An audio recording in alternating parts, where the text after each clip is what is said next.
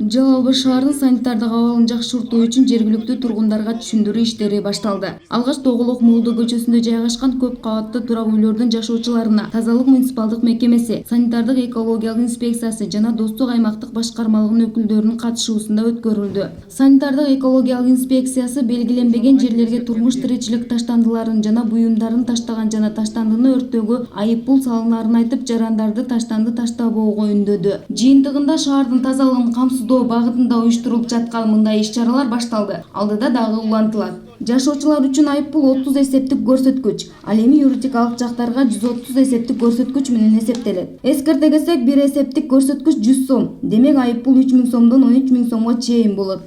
Бирок негедир ушул домдордун жашоочулары кайдыгер карайбы ушу эшигин алдын таза кармагандан мындай бир оолак болуп атышат да. Себеби башка сигналдык методдордо иштеген жерлерде таптаза кылып мындай жаш балдардан бери үйрөтүп койгон жерлери бар. Бири-бирин карап турушат. А бул жерде көңүл бурушпайбы бири-бирине, ошого байланыштуу мына эшиктин алдында өзүңөр байкасаңыздар бир аз жакшы эмес абалда турат. Бирок бүгүнкү күндө мына өткүзүп жаткан управа башчысы алтын эже өткүзүп жаткан чогулуштан кийин, домкомду жаңы шайлагандан кийин аз көп сөздөр айтылды, өзүңүздөр уктуңуздар. Бир топ алдыга жылса керек деген үмүттөмүн.